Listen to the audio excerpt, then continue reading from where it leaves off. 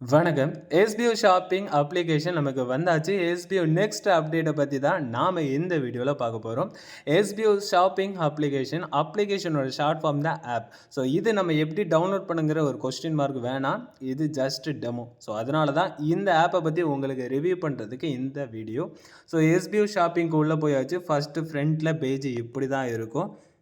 இதில் SPO shopping shop your daily things by SPO shopping and extra rewards from your daily shopping. நீங்கள் நம்ம தினசரியாக வாங்குகிற பொருட்களை SPO மூலமாக வாங்கும்போது நமக்கு எக்ஸ்ட்ரா ஒரு ரிவார்ட்ஸ் கிடைக்கும்.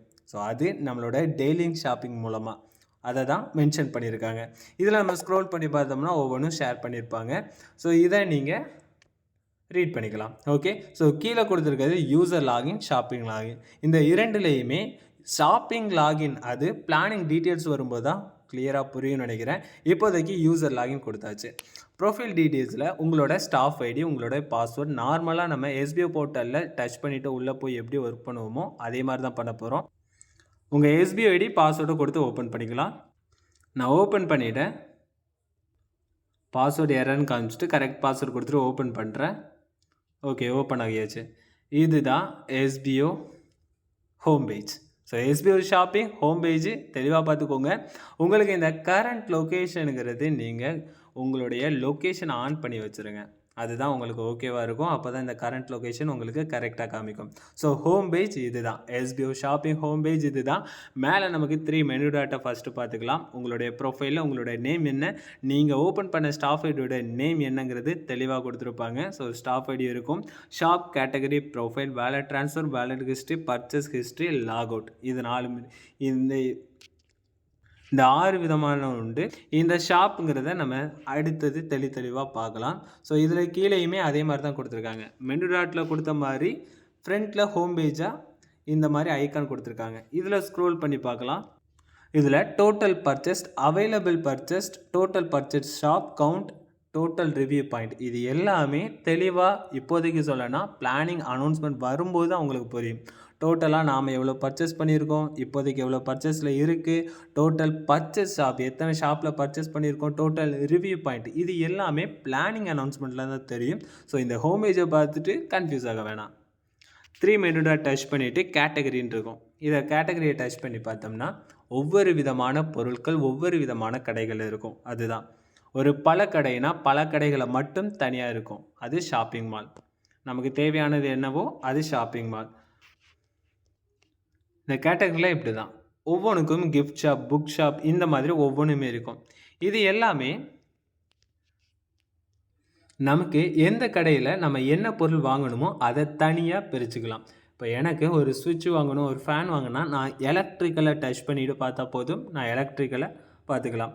நான் ஹோட்டலில் ஃபுட் ஆர்டர் பண்ணணும், இல்லை ஏதோ சம்திங் நான் சாப்பிட்ற விதத்தில் ஏதாவது வாங்கினாலும் நானும் அதையுமே ஆர்டர் பண்ணிக்கலாம். இது நார்மலாக ஒரு மனிதனுக்கு என்ன தேவையோ அது எல்லாமே ஆன்லைன் மூலமாக நம்ம ஆர்டர் பண்ணியிருக்க மாதிரி எஸ்பிஓ மூலமாக அதை பயன்படுத்துகிற மாதிரி தான் வந்திருக்கு.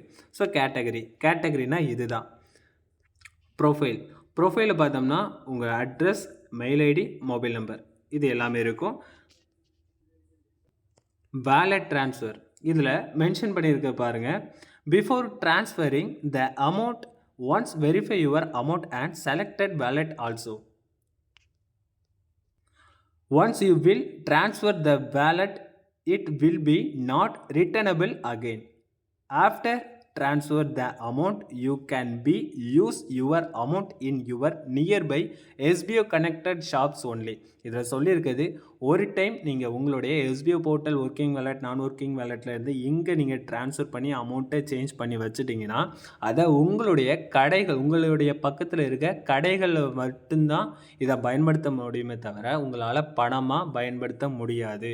ஸோ இதை மறுபடியும் உங்களை எஸ்பிஓ போர்ட்டலுக்கு மறுபடியும் அனுப்ப முடியாதுங்கிறது தான் தெளிவாக சொல்லியிருக்காங்க. இதுதான் வேலட் ட்ரான்ஸ்ஃபர். ஸோ இப்போ ஹோமுக்கு போகலாம். மறுபடியும் 3 மெனு டாட் டச் பண்ணிட்டு வேலட் ஹிஸ்ட்ரி, இது இனிமே தான் பிளானிங் வரும்போது தெரியும். பர்ச்சேஸ் வேலட் ஹிஸ்ட்ரினா நாம் எவ்வளோ பர்ச்சேஸ் பண்ணியிருக்கோம், இதுதான் நார்மலாக இருக்கும். மறுபடியும் பர்ச்சேஸ் ஹிஸ்ட்ரி, இதுலேயுமே அதுதான். ஸோ நாம் எவ்வளோ பர்ச்சேஸ் பண்ணியிருக்கோம் இது எல்லாமே தெரியும். கரண்ட் லொக்கேஷன் நாம் இப்போ இங்கே எந்த இடத்துல இருக்கோம் அதில் இருந்து இப்போ ஷாப் இருக்குது. ஷாப்பை டச் பண்ணி என்னுடைய நேம் இருக்குது. இது ஜஸ்ட் டெமோ. ஸோ இப்போ வாசு புக் ஸ்டோருன்னு இருக்குது.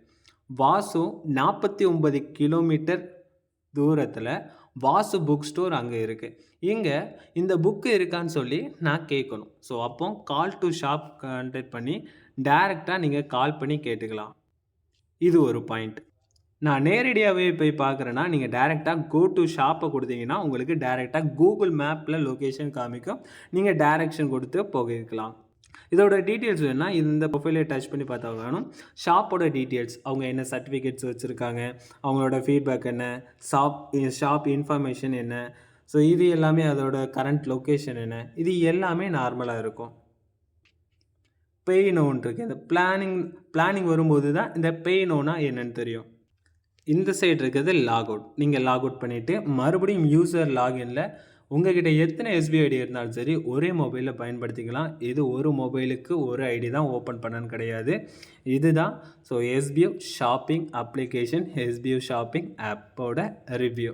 முடிஞ்ச அளவுக்கு தெளிவாக சொல்லியாச்சு. எக்ஸ்ட்ரா அப்டேட் வந்துச்சுன்னா கண்டிப்பாக இன்ஃபார்ம் பண்ணுவாங்க. எல்லாருமே வெயிட் பண்ணுங்கள்.